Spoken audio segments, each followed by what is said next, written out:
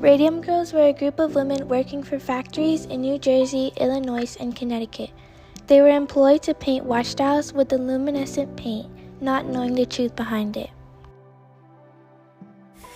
Radium was discovered by Marie and Pierre Curie in 1898. At that time, they were not aware that radium is poisonous.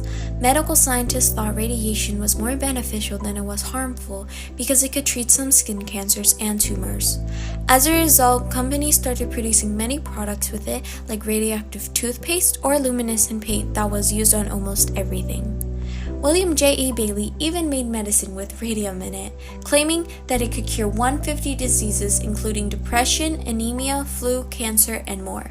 However, it was really causing severe injuries and even death. Over 3,000 young ladies and girls took part in an unusual and uncommon job opportunity in the 1910s and 1920s.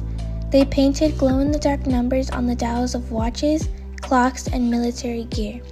Radium was present in the paint, which is why the digits glowed.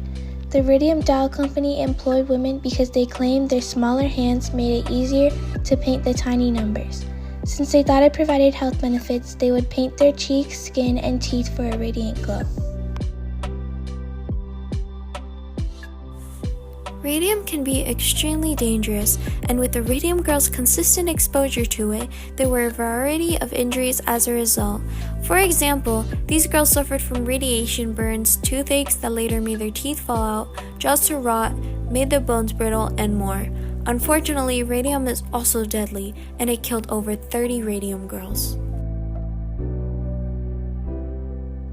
In 1924, Marguerite Carlo filed a lawsuit against the company.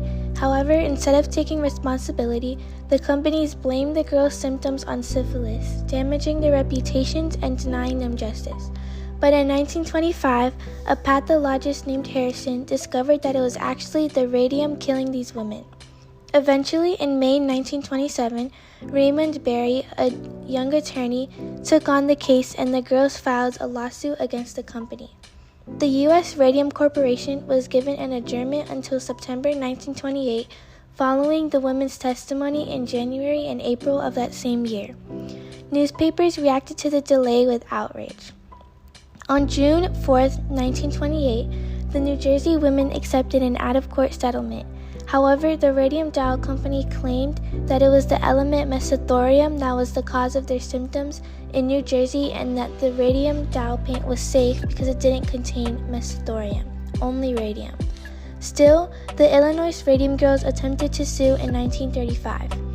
Finally, they got their hearing on July 23, 1937, but by that time, the Radium Dial Company closed in Illinois to open one in New York. So they claimed that their company was no longer existing. But the Radium Girls never gave up, and after more testimony, the Illinois style painters won their case. And although the Supreme Court denied the company's final appeal, the lower court ruling was upheld and they gained a measure of justice, as well as the creation of the U.S. Occupational Safety and Health Administration, making history and ensuring safe and healthy working conditions.